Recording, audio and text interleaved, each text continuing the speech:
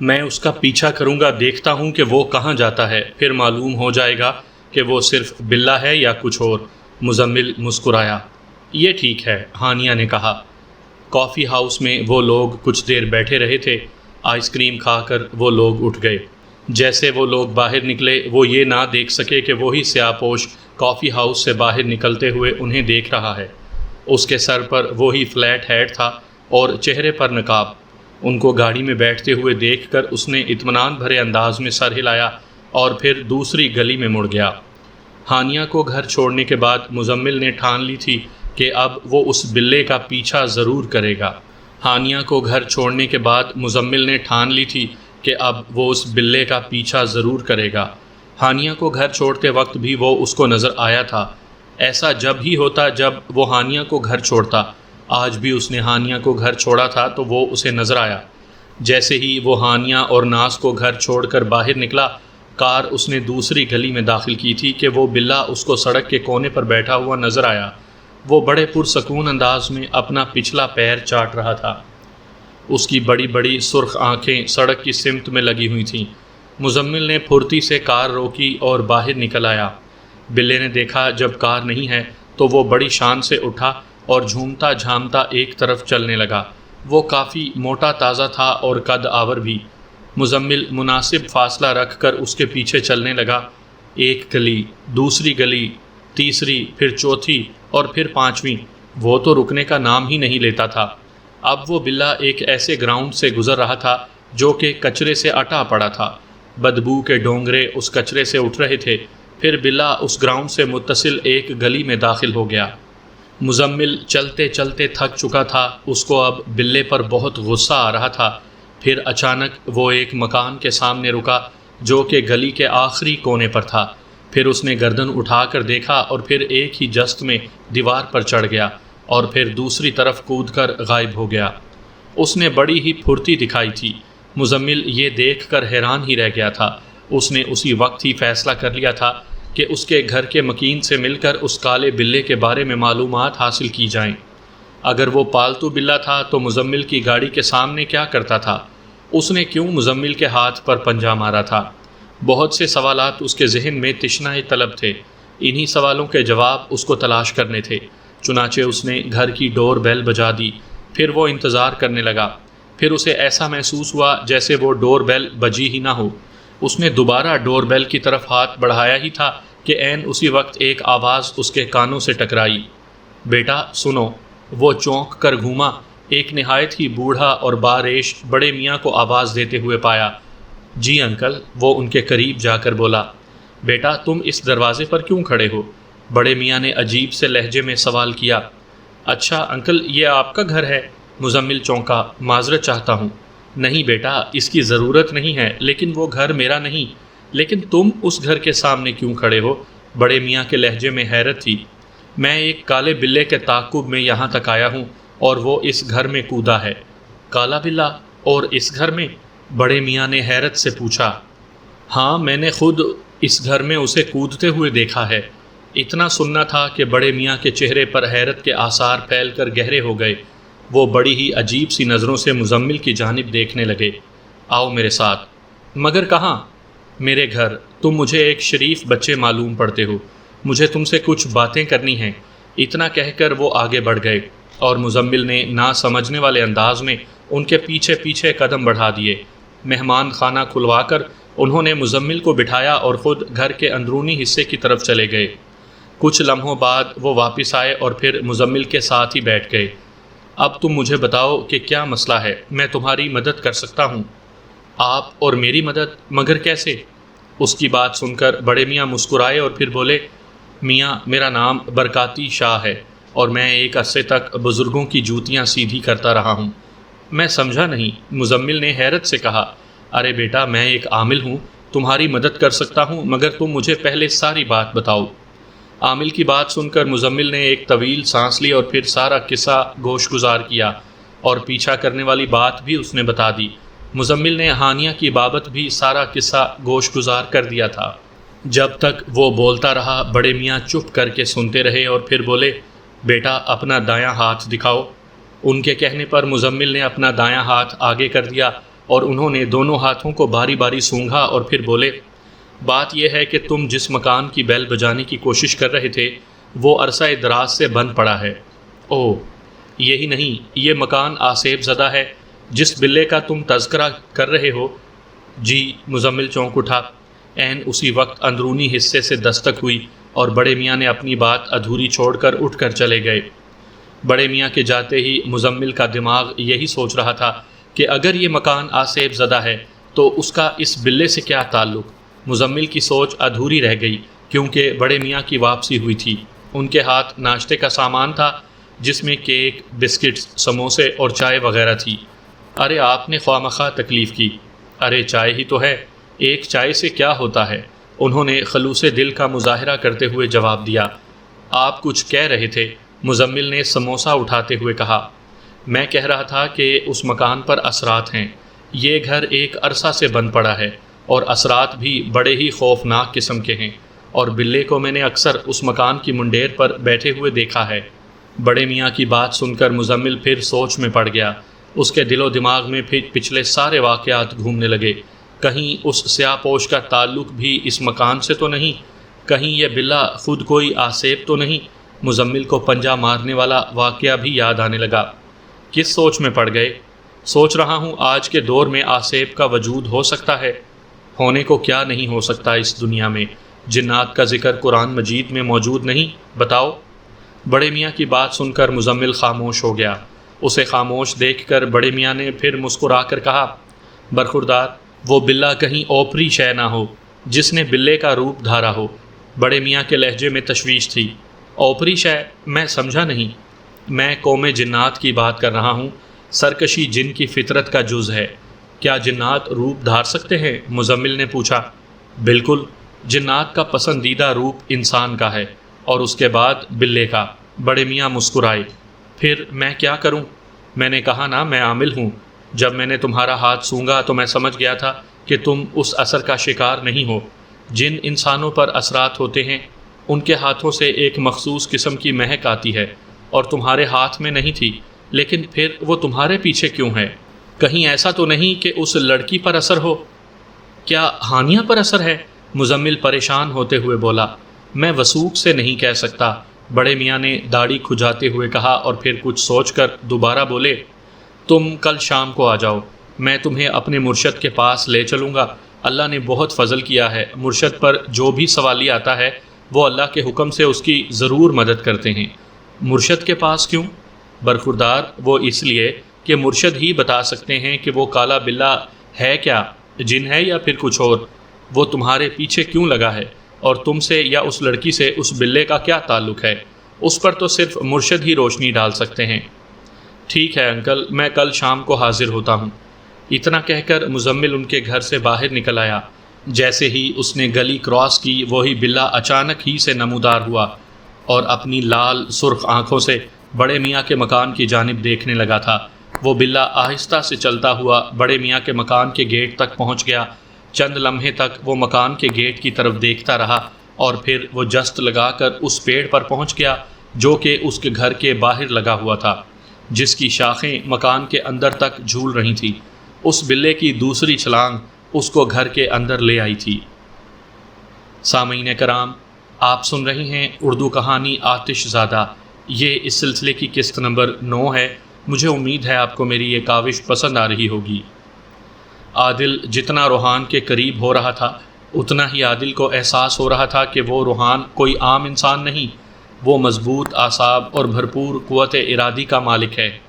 اب وہ روحان سے بہت کچھ حاصل کرنا چاہتا تھا، کچھ سیکھنا چاہتا تھا۔ اس کے لیے ضروری تھا کہ وہ اپنا زیادہ سے زیادہ وقت دے اور روحان کو سمجھنے کی کوشش کرے۔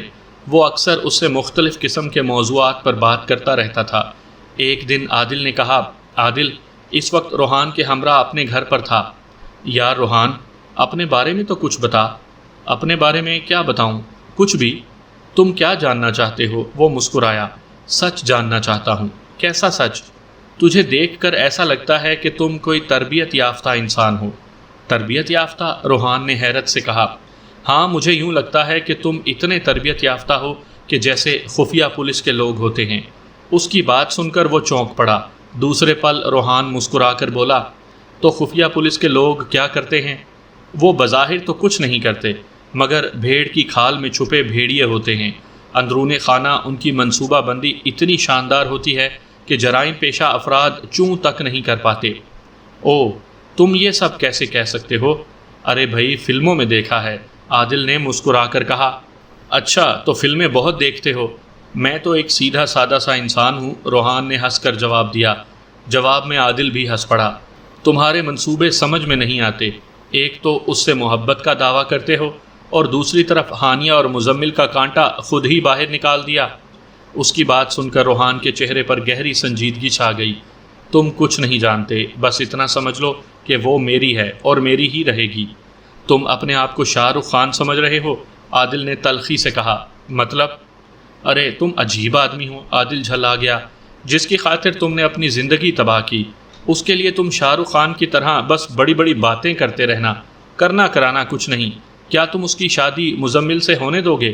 عادل نے غصے سے کہا۔ نہیں، ایسا تو نہیں ہے۔ ایسا تو ضرور ہوگا، حالات تو یہی بتاتے ہیں۔ پھر میں کیا کروں، تم بتاؤ، روحان نے بھول پن سے کہا۔ اس کو زبردستی حاصل کرو اور اس کے ماتھے پر اپنی محبت کا ٹیکا لگا دو تاکہ وہ کسی اور قابل ہی نہ رہے۔ عادل کے ہونٹوں پر صفاق سی مسکراہٹ ابھر آئی۔ یہ سن کر روحان نے اس کی طرف چونک کر دیکھا، اور پھر روحان یونیورسٹی میں دکھائی ہی دے گیا۔ وہ مزمل کو ہی ٹکرایا تھا۔ اسے ویسے بھی آج شام کو برکاتی شاہ سے بھی ملنے جانا تھا۔ آج بہت دنوں کے بعد وہ یونیورسٹی میں آیا تھا۔ اسی دن سے وہ غائب ہو گیا تھا جس دن سے اس نے وقار کا نمبر لیا تھا۔ اتفاقاً اگر مزمل لائبریری کی طرف نہ آتا تو روحان سے ملاقات ہی نہ ہو پاتی۔ وہ اطمینان سے کسی کتاب کے مطالعے میں مصروف تھا۔ یوں لگ رہا تھا کہ وہ مزمل کی آمد سے بالکل ہی بے خبر ہو۔ اس نے قریب جا کر بلند آواز میں سلام کیا۔ روحان اچھل پڑا اور پھٹی پھٹی آنکھوں سے مزمل کو دیکھنے لگا۔ دوسرے ہی لمحے خود کو سنبھال کر بولا، ارے یار، تم نے تو ڈرا ہی دیا۔ ارے رات کا وقت تو نہیں ہے جو ڈر گئے، مزمل مسکرایا۔ یار دراصل میں اس ناول میں کھویا ہوا تھا اور یہ ہے ہی اتنا خوفناک کہ میں ڈر گیا، روحان نے اسے ناول دکھاتے ہوئے کہا۔ مزمل نے ناول کی طرف دیکھا تو دوسرے ہی لمحے اس کے ہونٹوں پر مسکراہٹ دوڑ گئی۔ ارے یہ تو خالی گھر ہے، انوار علیگی کا ناول۔ ہاں ہے تو، مگر ہے بڑا شاندار۔ ایک بلے کی کہانی ہے جو جن ہوتا ہے اور ایک لڑکی پر عاشق ہوتا ہے۔ بلے کا نام سن کر مزمل چونک اٹھا۔ اس کے ذہن میں وہی بلہ دوڑ گیا۔ کالا بلہ؟ ہاں، کالا بلہ، جو نیلم نام کی لڑکی سے محبت کرتا ہے۔ یار غضب ڈھا دیا مصنف نے، روحان نے کہا۔ او، یہ تو میری ہی کہانی ہے۔ تمہاری کہانی؟ خیر چھوڑو، کہاں غائب ہو؟ مزمل مسکرایا۔ تو میں روز ہی رہا ہوں، مگر کلاس میں نہیں، لائبریری میں۔ آج کل کتب بینی کا موڈ سوار ہے۔ او بالکل، یہ بتاؤ وقار کے ساتھ کیا کیا؟ مزمل کا لہجہ کریدنے والا تھا۔ کچھ بھی تو نہیں، انہوں نے ہانیہ کو انکار کر دیا۔ یہ تو اچھی بات ہے، چلو ایک عاشق تو کم ہوا۔ کیا مطلب؟ نہیں کچھ نہیں، روحان نے فوراً ہی بات بناتے ہوئے کہا۔ تم نے کمال کر دیا، ان لوگوں نے تو رشتہ ہی منع کر دیا۔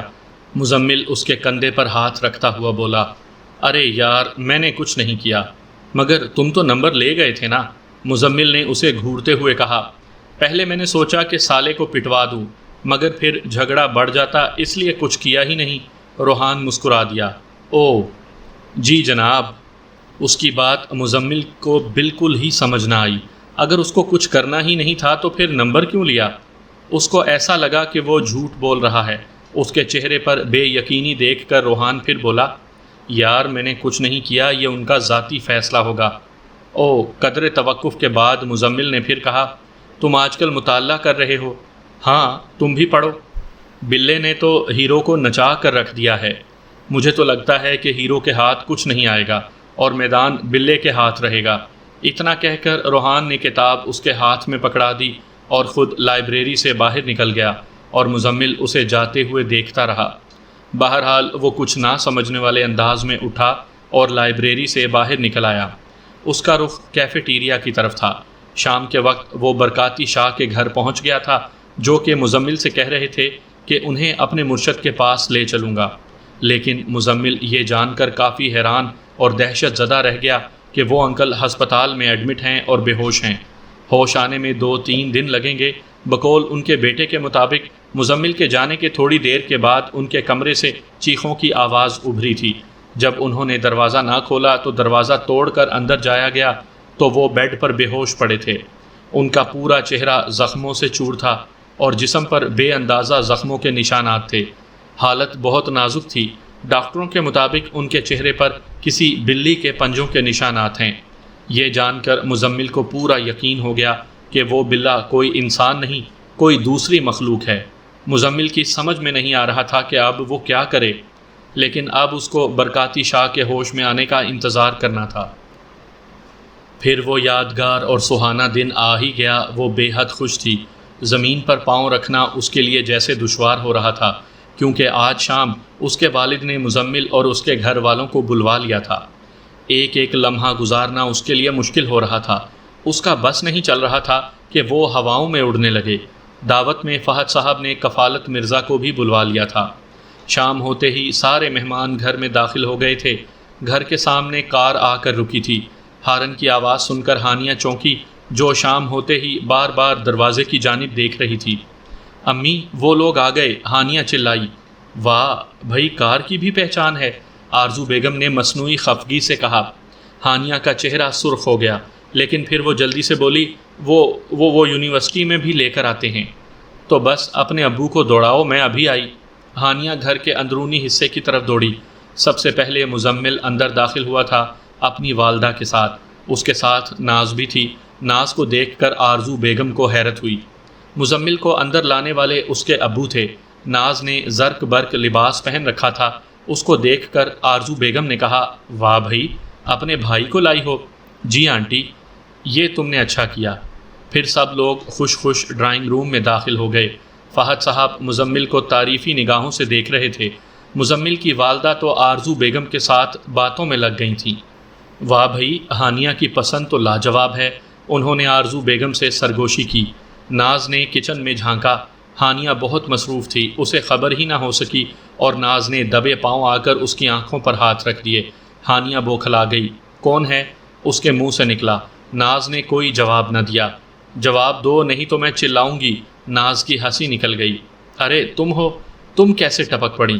اے زبان کو لگام دو، میں تمہاری ننند ہوں، ہونے والی۔ او ہو، دلہا کی بہن، ہانیہ نے ہنس کر کہا۔ ارے بھائی، مزمل بھائی نے کہا تھا میں چلوں، اس لیے آ گئی۔ چل میرے ساتھ کام میں لگ، ہانیہ بولی۔ نہ میں تو مہمان ہوں، میرے کپڑے خراب ہوں گے۔ ارے کپڑوں کی بچی، زیادہ ناٹک نہ کر، میرے ساتھ کام میں لگ، ہانیہ نے مصنوعی خفگی کے ساتھ کہا۔ یہ سن کر ناز منہ بنا کر کام پر لگ گئی۔ کفالت مرزا کی شخصیت بہت ہی شاندار اور عمدہ تھی۔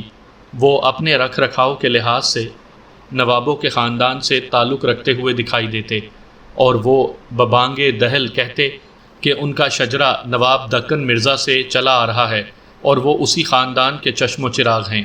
ان کی دلچسپ باتوں میں مزمل خود بھی کھو گیا تھا۔ کئی بار تو اس کے ہونٹوں پر مسکراہٹ دوڑ گئی تھی۔ یہ کفالت مرزا کی شخصیت تھی کہ جس کی وجہ سے مزمل کا ذہن کافی فریش ہو گیا تھا۔ فہد صاحب کی نوک جھونک کفالت مرزا کے ساتھ مزمل کے لیے کافی دلچسپ تھی۔ وہ اس وقت اپنی جوانی کے قصوں سے محفل کو گرما رہے تھے۔ ارے صاحب، آپ کو کیا بتائیں اپنی بہادری کے قصے۔ ایک بار ہم نے خطرناک ڈاکو کو رنگے ہاتھوں پکڑوا دیا، اور پھر تمہاری آنکھ کھل جاتی ہے نا، فہد صاحب نے مسکرا کر جواب دیا۔ ان کی بات سن کر مزمل ہنس پڑا۔ کیا مطلب؟ کفالت مرزا نے فہد صاحب کو گھورا۔ پچھلی مرتبہ تو آپ نے کچھ اور بتایا تھا۔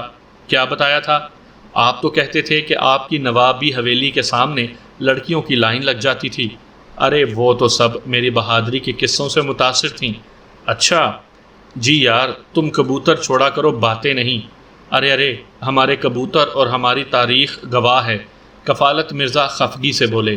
اب تاریخ میں کودے، فہد صاحب نے شانے اچکائے، اور کبوتر بیچارہ ہے بے زبان۔ ہم سچ بول رہے ہیں، ہم نے اپنے گاؤں میں شیر کو بھی مارا ہے، کفالت مرزا نے کہا۔ اس کی بات پر وہ دونوں ہی ہنس پڑے تھے۔ ابھی ان کی باتیں ہی چل رہی تھیں کہ پھر کھانے کا سامان لگ گیا تھا۔ ان کی بات تھی کہ وہیں رہ گئی۔ کھانا اس قدر لذیذ تھا کہ مزمل تو انگلیاں ہی چاٹتا رہ گیا۔ سارے کھانے ہانیہ نے خود تیار کیے تھے۔ کھانے کے دوران ناز نے سرگوشی کی، بھائی آپ کے تو مزے آ گئے، اتنا لذیذ کھانا۔ اس کی بات سن کر مزمل گھبرا گیا اور بولا تم بہت شرارتی ہو۔ آپ کی بہن جو ہوں، ناز نے ترکی با ترکی جواب دیا۔ کھانے کے بعد کفالت مرزا کی فرمائش پر چائے کا دور چلا۔ چائے لانے والی ہانیہ تھی۔ مزمل کی امی ہانیہ کو بغور دیکھ رہی تھیں۔ سبحان اللہ، بچی بہت ہی پیاری ہے آپ کی، مزمل کی والدہ نے آرزو بیگم سے کہا۔ اجی ہماری کہاں، اب تو آپ ہی کی ہوئی، آرزو بیگم نے مسکرا کر کہا۔ اس کی بات سن کر مزمل کی امی مسکرا دیں اور بولیں مجھے اپنے بچے کی پسند پر ناز ہے اور مجھے یقین ہے ہانیہ ہمارے گھر میں بہت خوش رہے گی۔ یہ سب ہانیہ نے دروازے کی اوٹ سے سنا تھا، جس کو سن کر وہ شرما گئی۔ ہم چاہتے ہیں کہ شادی جلد از جلد ہو جائے، مزمل کی والدہ نے کہا۔ مگر ہماری بچی تو ابھی پڑھ رہی ہے، آرزو بیگم نے کہا۔ کوئی بات نہیں، وہ اپنی تعلیم ہماری بہو بن کر بھی مکمل کر سکتی ہے، انہوں نے مسکرا کر کہا۔ ٹھیک ہے، فہد صاحب نے جواب دیا، پھر ہم 2 ہفتے میں تاریخ لیں گے اور اس کے 6 ماہ بعد شادی، اس کی والدہ نے کہا۔ فہد صاحب نے رضامندی ظاہر کر دی۔ برتن اٹھاتے وقت آرزو بیگم ہانیہ کے چہرے پر خوشی دیکھ کر مسکرانے لگی تھیں۔ پھر سب لوگ ہنسی خوشی گھر سے روانہ ہونے لگے۔ اپنی والدہ کو کار میں بٹھا کر جیسے ہی مزمل نے کار سٹارٹ کی، اسی لمحے مزمل کی نظر سامنے سڑک پر پڑی۔ پھر اس نے سڑک پر جو کچھ بھی دیکھا اسے دیکھ کر اس کی آنکھیں پھٹی کی پھٹی رہ گئیں۔ گو کہ گلی میں قدرے اندھیرا تھا، مگر مزمل نے اس کے ہیولے اور چمکدار آنکھوں سے اسے پہچان لیا۔ وہ کوئی اور نہیں، وہی کالا بلّا تھا۔ بلے کو دیکھ کر نہ جانے کیوں مزمل کا دل دھک دھک کرنے لگا۔ یہ کالا بلّا واقعی اس کے لیے سوالیہ نشان بن کر رہ گیا تھا۔ وہ کون تھا، کیا چاہتا تھا، مزمل ابھی تک اندازہ نہیں کر پایا تھا۔ نہ جانے کیوں اس کو اوپری چیز معلوم ہونے لگا تھا۔ برکاتی شاہ کے زخمی ہو جانے کے بعد اب اس کو اور بھی بلے سے ڈر لگنے لگا تھا۔ ابھی وہ کار سٹارٹ ہی کر رہا تھا کہ اس کا موبائل بجا۔ موبائل کی سکرین پر نیا نمبر دیکھ کر وہ چونک گیا۔ یہ فون پر ملنے والی اطلاع مزمل کے لیے خوشی کی تھی۔ اس کے کسی دوست نے مزمل کو ایک بزرگ کا پتہ بتایا تھا جو کہ ایک کچے علاقے میں رہتے تھے۔ مزمل نے اپنے کسی دوست سے کسی بزرگ کا پتہ کرنے کو کہا تھا۔ اس کے دوست بلال نے غازی پور کا کوئی ایڈریس بھی دیا۔ دوسرے دن مزمل بلال کے ساتھ غازی پور پہنچ گیا۔ بلال، اچھا ہوا تم نے مجھے کسی بزرگ کا پتہ بتا دیا۔ ارے تمہیں کیوں کسی بزرگ کی ضرورت پیش آ گئی؟ بس یار تھوڑا سا کام تھا۔ اچھا۔ غازی پور ایک چھوٹا سا درمیانے درجے کا علاقہ تھا۔ ایک چھوٹے سے دروازے کے سامنے مزمل نے کار روک دی۔ دروازے پر آستانے کا بورڈ لگا ہوا تھا جس پر حکیم مسعود شاہ لکھا نظر آ رہا تھا۔ ہم ٹھیک جگہ آئے ہیں نا؟ جگہ تو یہی تھی، تم آستانے کا بورڈ نہیں دیکھ رہے ہو؟ لگتا ہے بابا جی حکیم بھی ہیں۔ تیری شادی ہونے والی ہے، دوا انہی سے بنوا لیو، بلال نے مسکرا کر کہا۔ مزمل کوئی جواب دینے کے بجائے کھلے ہوئے دروازے سے اندر داخل ہو گیا۔ بلال بھی اس کے پیچھے پیچھے تھا۔ کمرے کے اندر ایک سفید داڑھی والے باریش نورانی چہرے والے بزرگ اپنی مسند پر بیٹھے کچھ لکھنے میں مصروف تھے۔ بلال اور مزمل سے وہ بڑے پرجوش انداز میں ملے تھے۔ کیا بیماری ہے آپ کو؟ حکیم صاحب کوئی بیماری نہیں، بس ایک روحانی پرابلم لے کر حاضر ہوئے تھے۔ کیسا مسئلہ؟ حکیم صاحب نے پوچھا۔ مزمل نے شروع سے لے کر آخر تک ساری بات گوش گزار کر دی اور ہانیہ کی بابت بھی سارا قصہ گوش گزار کر دیا۔ مزمل بول رہا تھا اور بلال ساری بات منہ کھول کر سن رہا تھا۔ اس کی آنکھوں سے نظر آتی بے یقینی سے صاف ظاہر تھا کہ اس کو ان باتوں پر یقین نہیں آیا۔ ساری بات سن کر حکیم صاحب نے اس کی طرف دیکھا اور بولے، صاحبزادے آپ کا اور آپ کی والدہ کا نام کیا ہے؟ مزمل نے نام بتایا تو وہ کاغذ اور قلم لے کر کچھ لکھنے میں مصروف ہو گئے۔ اس دوران چند لمحوں کے لیے انہوں نے اپنی آنکھیں بھی بند کی تھیں، اور جب انہوں نے آنکھیں کھولیں تو ان میں الجھن کے آثار نمایاں تھے۔ بات بالکل درست ہے، کچھ اوپری معاملہ ضرور ہے، لیکن تمہارے ساتھ نہیں۔ مجھے اس لڑکی پر کچھ لگ رہا ہے، اس لڑکی کی وجہ سے وہ چیز تمہارے پیچھے ہے۔ وہ چیز ہے کیا؟ یہ کچھ واضح نہیں ہو پایا۔ مطلب میں سمجھا نہیں۔ برخوردار، مجھے لگتا ہے اس قوت جو کہ بلے کے روپ میں ہے، جو بھی ہے، اس نے اپنے گرد ایک حصار قائم کر رکھا ہے، اسی وجہ سے میں اس کی اصلیت تک نہیں پہنچ پا رہا۔ اب میں کیا کروں؟ کچھ نہیں، بس تم 2 دن کے بعد میرے پاس آ جاؤ۔ اس دوران میں پورا وظیفہ کر کے تمہیں بتاؤں کہ وہ چیز کیا ہے۔ بس اب تم جاؤ، حکیم صاحب نے سنجیدگی سے کہا۔ مزمل نے ان کو کچھ نذرانہ دینا چاہا، مگر انہوں نے صاف ہی منع کر دیا۔ ان کا جواب تھا وہ اس قسم کے کام صرف اور صرف خلق خدا کی بھلائی کے لیے کرتے ہیں۔ مزمل دوسرے دن پھر ان کے آستانے پہنچ گیا۔ جیسے ہی وہ اندر داخل ہوا بری طرح سے ٹھٹک گیا، کیونکہ حکیم صاحب لیٹے ہوئے تھے اور ان کے بائیں ہاتھ پر پٹی بندھی ہوئی تھی۔ ارے یہ کیا؟ مزمل نے پٹی کی طرف دیکھ کر کہا۔ مت پوچھو، حکیم صاحب پھیکی سی مسکراہٹ سے بولے، ورنہ تم پریشان ہو جاؤ گے۔ آخر ہوا کیا؟ حکیم صاحب اٹھنے لگے تو مزمل فوری بولا، لیٹے رہیے۔ میں رات اپنے کمرہ خاص میں تمہارے لیے وظائف کر رہا تھا کہ کمرہ خاص کی کھلی کھڑکی سے ایک بلہ برآمد ہوا اور اس نے مجھ پر چھلانگ لگا دی۔ اس موذی نے اتنی زور کے پنجے مارے کہ میں بلا اٹھا۔ پھر میں اس کے پیچھے بھاگا، لیکن وہ آنن فانن ہی غائب ہو گیا۔ درد اتنا تھا کہ میری چیخیں نکلنے لگی تھیں۔ اوہ! مزمل اس سے زیادہ کچھ نہ کہہ سکا تھا، کیونکہ اسے اپنی چوٹ یاد آ گئی تھی۔ مجھے لگتا ہے کہ یہ اثر اس لڑکی پر ہے جس سے تمہاری منگنی ہوئی ہے، حکیم صاحب نے مسکرا کر کہا۔ میں سمجھا نہیں حکیم صاحب۔ برخوردار، یہ بتاؤ کہ تمہاری شادی پسند سے ہو رہی ہے؟ ہاں، کیوں؟ اس کی بات پر حکیم صاحب سوچ میں پڑ گئے۔ اچانک انہوں نے اپنی آنکھیں بند کر لیں اور منہ ہی منہ میں کچھ پڑھنے لگے۔ تھوڑی ہی دیر کے بعد جب انہوں نے آنکھیں کھولیں تو ان کی آنکھیں سرخ تھیں، یوں لگتا تھا کہ جیسے ان کی آنکھوں میں خون اتر آیا ہو۔ برخوردار، یہ بتاؤ اس بلے سے پہلی ملاقات کہاں ہوئی؟ مطلب پہلی بار وہ کب ٹکرایا تھا؟ مزمل کچھ سوچنے لگا تھا۔ حکیم صاحب اس کو بڑے ہی غور سے دیکھ رہے تھے۔ قدرے توقف کے بعد مزمل نے جواب دیا، یہ ان دنوں کی بات ہے جب میں پہلی بار ہانیہ کو چھوڑنے گیا تھا، تب یہ موذی مجھ سے ٹکرایا تھا۔ ایک بار میں ہانیہ سے پارک میں ملا تھا، تب اس نے اپنا پنجہ مجھ پر مارا تھا۔ اس کی بات پر حکیم صاحب چونک گئے۔ بیٹا، کیا تم پورے وثوق سے کہہ رہے ہو؟ جی بیٹے، مجھے ایسے لگتا ہے کہ اثر اس لڑکی پر ہے۔ جو کوئی بھی ہے وہ بہت طاقتور ہے، اور مجھے ایسا لگتا ہے کہ وہ اس لڑکی پر عاشق ہے۔ ہو سکتا ہے وہ کوئی جن ہو اور تمہیں ڈرا دھمکا کر خوفزدہ کر کے اپنے راستے سے دور کرنا چاہتا ہو۔ اوہ! مزمل دھک سے رہ گیا۔ اس کا کوئی حل؟ مزمل نے ہونٹوں پر زبان پھیرتے ہوئے کہا۔ حل تو ہے، لیکن بہت مشکل۔ اس کے لیے مجھے اپنے مرشد سے اجازت لینی ہوگی، اور اگر انہوں نے اجازت دے دی تو میں ایک وظیفہ کروں گا جس سے یہ پتہ چل جائے گا کہ وہ کون ہے۔ مرشد؟ جی، میرے مرشد۔ اللہ کے حکم سے ان کی خدمت میں رہ کر میں کچھ حاصل کر پایا ہوں۔ بہت پہنچے ہوئے بزرگ ہیں، وہی کچھ بتا سکتے ہیں کہ معاملہ کیا ہے۔ یہ آپ کب تک کر لیں گے؟ مرشد شہر میں نہیں ہیں، مخلوق کی خدمت میں دن رات جتے رہتے ہیں، میں ان سے ذہنی رابطہ کر کے پوچھوں گا۔ اوہ، پھر انتظار برخوردار، صبر کا پھل ہمیشہ رسیلا ہوتا ہے۔ ٹھیک ہے حکیم صاحب، آپ جیسا حکم کریں۔ شاباش، تم کو زیادہ انتظار نہیں کرنا پڑے گا، بس تم ایسا کرنا کہ تم 2 دن کے بعد ہی چکر لگا لو، حکیم صاحب نے مسکرا کر جواب دیا۔ اچھا حکیم صاحب، اب میں چلتا ہوں۔ پھر مزمل وہاں سے اجازت لے کر گھر چلا آیا۔ حکیم صاحب کی ساری باتیں اس کے دماغ میں گھوم رہی تھیں۔ 2 دن بعد مزمل پھر حکیم صاحب کے آستانے جا پہنچا، لیکن یہ دیکھ کر وہ حیران رہ گیا، بلکہ اسے دھچکا لگا تھا کہ وہ آستانہ بند تھا۔ پہلے تو اس کو اپنی آنکھوں پر یقین ہی نہیں آیا، مگر یہ ایک اٹل سچائی تھی کہ وہاں تالا تھا جو کہ اسے منہ چڑھا رہا تھا۔ وہ سوچ میں پڑ گیا کہ حکیم صاحب نے خود اس کو آنے کا کہا تھا، لیکن وہ خود آستانہ بند کر کے چلے گئے۔ مگر کیوں؟ ایسا کیا ضروری کام آن پڑا کہ بغیر بتائے آستانہ بند کر کے چلے گئے؟ ہو سکتا ہے کہ وہ کسی کام کے سلسلے میں کہیں چلے گئے ہوں۔ ہاں، یہ ممکن تھا۔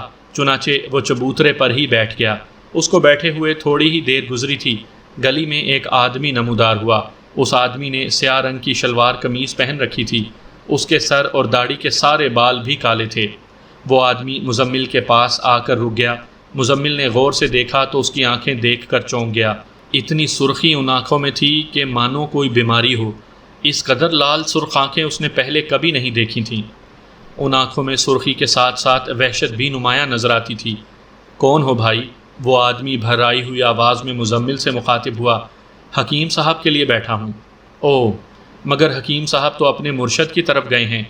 مگر کیوں؟ مجھ سے تو کچھ اور کہا تھا۔ مجھے نہیں پتا، بس اتنا معلوم ہے کہ ضروری کام تھا، اس لیے مرشد کی طرف نکل گئے۔ ان کی واپسی؟ مزمل نے تشویش سے پوچھا۔ کم از کم 15 دن، اس آدمی نے سر ہلا کر جواب دیا۔ اور آپ کون ہیں؟ وہ میں حکیم صاحب کا ایک مرید۔ وہ مسکرا کر بولا، چلو میں پھر 15 دن کے بعد حاضر ہوتا ہوں۔ مزمل نے تھکے ہوئے انداز میں کہا اور اٹھ کھڑا ہوا، اور پھر وہ آدمی اسے جاتا ہوا دیکھتا رہا۔